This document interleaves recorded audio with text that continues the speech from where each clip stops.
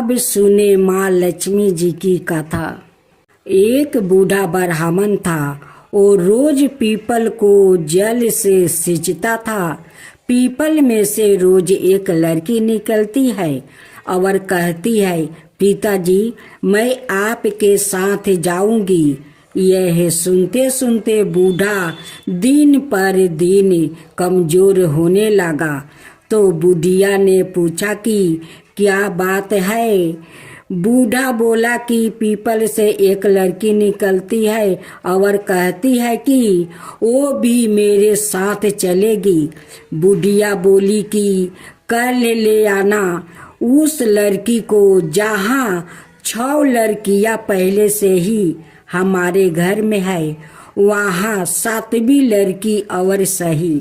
अगले दिन बूढ़ा उस लड़की को घर ले आया।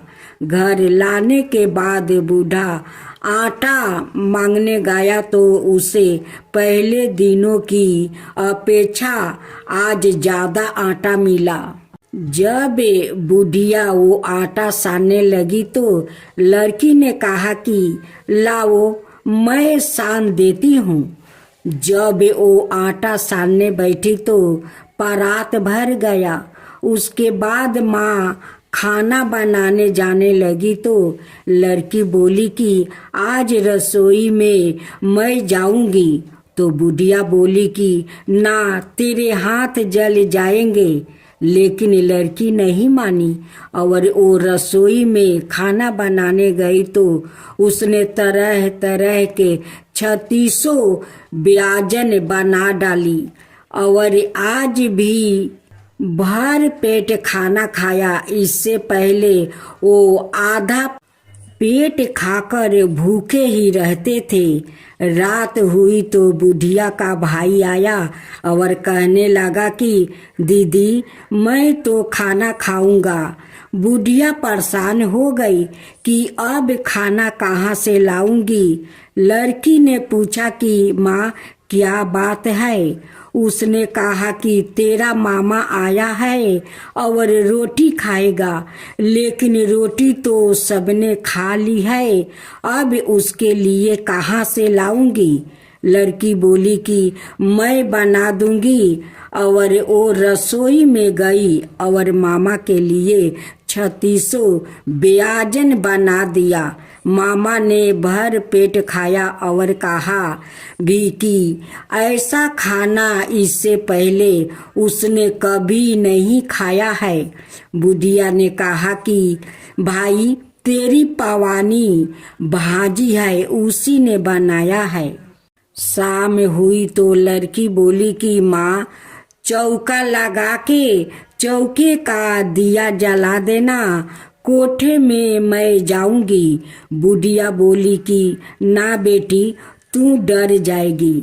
लेकिन वो बोली कि ना, मैं ना डरूंगी, मैं अंदर कोठे में ही सोऊंगी। चाहे कोठे में ही जाकर सो गई। आधी रात को लड़की उठी और चारों ओर आंख फाड़ी तो धन ही धन हो गया। वो बाहर जाने लगी तो एक बूढ़ा ब्राह्मण सो रहा था। उसने देखा तो कहा कि बेटी तू कहाँ चली। लड़की बोली कि मैं तो दरिद्रता दूर करने आई थी, अगर तुम्हें दूर करवानी है तो करवा लो। उसने बूढ़े के घर में भी आंखें से देखा तो चारों ओर धन ही धन हो गया। सुबह सवेरे सब उठे तो लड़की को ना पाकर उसे ढूंढने लगे कि पवानी बेटी कहाँ चली गई। बूढ़ा ब्राह्मण बोला कि वो तो लक्ष्मी माता थी जो तुम्हारे साथ मेरी दरिद्रता भी दूर कर गई। हे लक्ष्मी माता, जैसे आपने उनकी दरिद्रता दूर की वैसे ही सबकी करना। जय माँ लक्ष्मी, जय माँ लक्ष्मी। अब सुने धर्मराज जी की कथा। किसी गांव में एक बुढ़िया रहती थी। वो बहुत नियम धर्म से व्रत रखा करती थी। एक दिन भगवान के घर से यमदूत उसे लेने आ गया और वो उनके साथ चल पड़ी। चलते चलते एक गहरी नदी आई तो यमदूत बोले कि माई, तूने गौ दान की है या नहीं? बुढ़िया ने उनकी बात सुनकर मन में श्रद्धा से गाय का ध्यान किया तो वो उनके समक्ष आ गई और बुढ़िया उस गाय की पोछ पकड़ कर नदी पार कर गई। वो यमदूत के साथ फिर आगे बढ़ी तो काले कुत्ते आ गया। यमदूत फिर बोले, कुत्ते को खाना दिया था। बुढ़िया ने मन में कुत्ते को ध्यान किया तो वो रास्ते से चले गए। अब बुढ़िया फिर से आगे बढ़ने लगी तो रास्ते में कौवा ने उसके सिर पर चोंच मारनी शुरू कर दिया। तो यमदूत बोले कि ब्राह्मण की बेटी के सिर में तेल लगाया था। बुढ़िया ने ब्राह्मण की बेटी का ध्यान किया तो कौवे ने चोंच मारनी बंद कर दिया। कुछ आगे बढ़ने पर बुढ़िया के पैर में कांटे चुभने लगे तो यमदूत बोले कि खराऊ आदि दान की है। बुढ़िया ने उनका ध्यान किया तो खराऊ उनके पैरों में आ गई। बुढ़िया फिर आगे बढ़ती तो चित्रगुप्त जी ने यमराज से कहा कि आप किसे लेकर आए हो? यमराज जी बोले कि बुढ़िया ने दान पुण्य तो बहुत किया है, लेकिन धर्मराज जी का कुछ नहीं किया, इसलिए आगे द्वार इसके लिए बंद है। सारी बात सुनने के बाद बुढ़िया बोली कि आप मुझे सिर्फ 7 दिन के लिए वापस धरती पर भेज दो। मैं धर्मराज जी का व्रत और उद्यापन करके मैं वापस आ जाऊंगा। बुढ़िया माई वापसी धरती पर अपने गांव आ गई और गांव वालों ने उसे भूतनी समझ कर अपने दरवाजे बंद कर दिया। वो जब अपने घर गई तो उसके बहू बेटे भी दरवाजे बंद करके बैठ गया। बुढ़िया ने कहा कि मैं भूतनी नहीं हूँ, मैं तो धर्मराज जी की आज्ञा से वापस धरती पर 7 दिन के लिए आई हूँ। इन 7 दिनों में मैं धर्मराज जी का व्रत और उद्यापन करूंगी, जिससे मुझे परलोक में जगह मिलेगी। बुढ़िया की बातों से अस्वस्थ होकर बहू बेटे उसके लिए पूजा की सारी सामग्री एकत्रित करते हैं, लेकिन जब बुढ़िया कहानी कहती है तब वो हुंकार नहीं भरते, जिससे बुढ़िया फिर अपनी पड़ोसिन को कहानी सुनाती है और वो हुंकार भरती है। 7 दिन की पूजा व्रत वो उद्यापन के बाद धर्मराज जी बुढ़िया को लेने के लिए विमान भेजते हैं। सरग का विमान देखे उसके बहू बेटे के साथ सारे गांव वालों भी सरग जाने को तैयार हो गया। बुढ़िया ने कहा कि तुम कहाँ तैयार हो रहे हो? मेरी कहानी तो केवल पड़ोसिन ने सुनी है, इसलिए वही साथ जाएगी। सारे गांव वालों बुढ़िया से धर्मराज जी की कहानी सुनने का आग्रह करते हैं। तब बुढ़िया उन्हें कहानी सुना देती है। कहानी सुनने के बाद सारे ग्रामवासी विमान में बैठकर सरग जाते हैं। तो धर्मराज जी कहते हैं, मैंने तो विमान केवल बुढ़िया को लेने के लिए भेजा था। बुढ़िया माई कहती है कि हे धर्मराज, मैंने जो भी पुण्य किया है उनमें से आधा भाग आप गांव वालों को दे दो। इस तरह से धर्मराज जी ने ग्राम वासियों को भी सरग में जगह दे दिया। हे धर्मराज महाराज, जैसे आपने बुढ़िया का साथ सभी गांव वालों को भी स्वर्ग में जगह दी, उसी तरह से हमें भी देना। कहानी सुनकर हुंकार भरने वालों को भी और कहानी कहने वालों को भी जगह देना। धर्मराज महाराज जी की जय, यमराज जी की जय।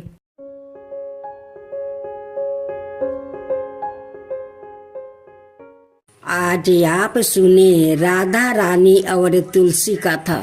एक बार राधा जी सखी से बोली, सखी तुम श्री कृष्णा की प्रसन्नता के लिए किसी देवता की ऐसी पूजा बताओ जो परम सौभाग्य वर्धक हो। तब समस्त सखियों में से श्रेष्ठ चंद्रनना ने अपने हृदय में एक क्षण तक कुछ विचार किया, फिर बोली, राधे परम सौभाग्यदायक और श्री कृष्णा की भी प्राप्ति के लिए वरदायक व्रत है तुलसी की सेवा। तुम्हें तुलसी सेवन का ही नियम लेना चाहिए, क्योंकि तुलसी का यदि स्पर्श अथवा ध्यान नाम संकीर्तन आरोपण चेतन किया जाए तो महान पुण्य प्रद होता है। राधे जो प्रतिदिन तुलसी की भक्ति करते हैं वो कोटि सहस्त्र योग तक अपने उस कीर्तय का उत्तम फल भोगते हैं। मनुष्यों की लगाई हुई तुलसी जब तक शाखा पर शाखा बीज पुष्पा और सुंदर फूलों के साथ पृथ्वी पर बढ़ती रहती है, तब तक उनके वंश में जो जो जन्म लेता है वो सभी हो हजारों कल्पों तक श्री हरि के धाम में निवास करते हैं। जो तुलसी मंजीरी सिर पर राख कर परन त्याग करता है वो सैकड़ों पापों से युक्त क्यों ना हो, यमराज उन्हीं और देख भी नहीं सकते। इस प्रकार चंद्रनाना की कही बात सुनकर राजेश्वरी श्री राधा ने साक्षात श्री हरि को संतोष करने वाले तुलसी सेवन का व्रत आरंभ किया। केतकी वन में 100 हाथ गोला कर भूमि पर बहुत ऊंचा और अत्यंत मनोहर श्री तुलसी का मंदिर बनवाया, जिसकी दीवार सोने से जरी थी और किनारे किनारे पद्मराग मणि लगी थी। वो सुंदर सुंदर पने हीरे और मोतियों के परकोटे से अत्यंत सुशोभित था। उसके चारों ओर परिक्रमा के लिए गली बनाई गई थी, जिसकी भूमि चिंतामणि से मंडित थी। ऐसे तुलसी मंदिर के मध्य में भाग में हरे पल्लवों से सुशोभित तुलसी की स्थापना करके श्री राधा ने अभिजीत मुहूर्त में उनकी सेवा आरंभ किया। श्री राधा जी ने आश्वासन शुक्ल पूर्णिमा से लेकर चैत्र पूर्णिमा तक तुलसी सेवन व्रत का अनुष्ठान किया। व्रत आरंभ करने से उन्होंने प्रति मास पृथक पृथक रस से तुलसी को सींचा।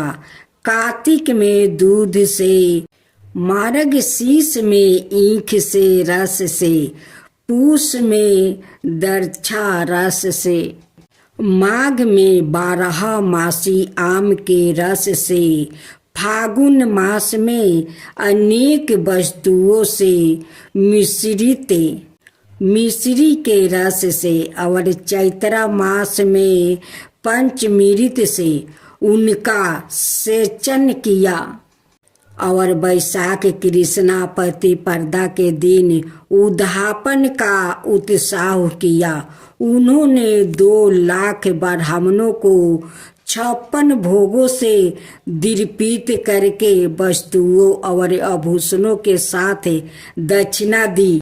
मोटे मोटे दिव्या मोतियों का 1 लाख भारा और स्वर्ण का 1 कुटी भारा श्री गंगाचार्य को दिया। उस समय आकाश से देवता तुलसी मंदिर पर फूलों की वर्षा करने लगे। उसी समय स्वर्ण सिंहासन पर विराजमान हरि प्रिया तुलसी देवी प्रकट हुई। उनके 4 भुजाएं थी, कमल दल के समान विशाल नेत्र थे। 16 वर्ष की अवस्था और सायम्य कांति थी। मस्तक पर हेमाम किरीट प्रकाशित था और कानों में कंचनमय कुंडल झलमला रहे थे।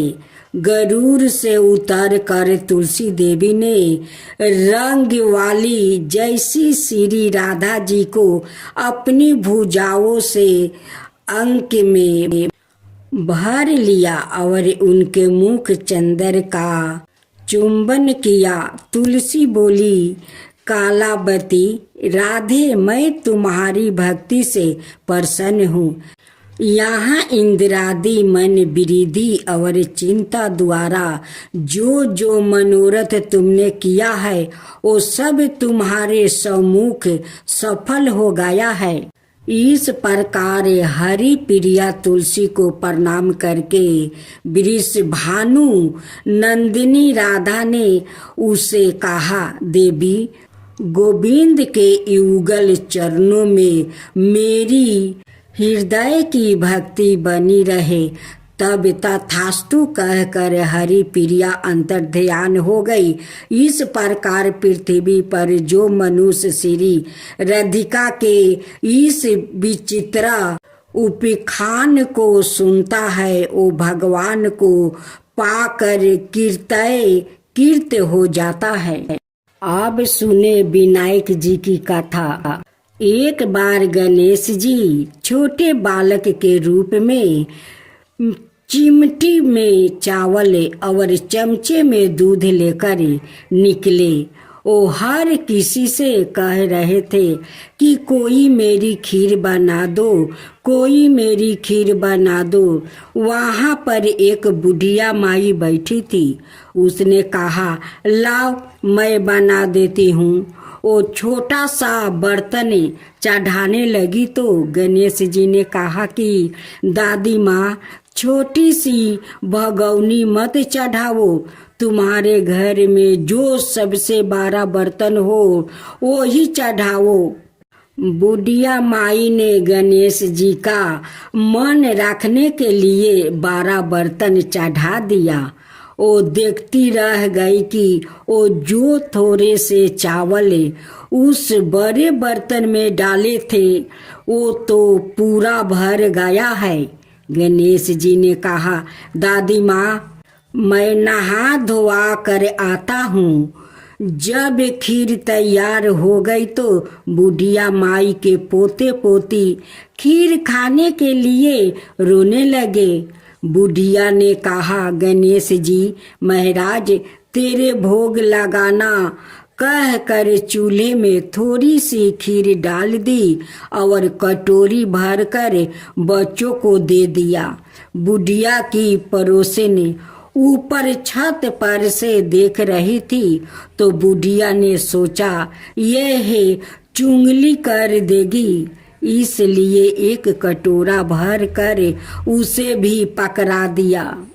बेटे की बहू ने भी चुपके से एक कटोरी खीर ले जाकर खाई और कटोरा चौकी के नीचे छिपा दिया।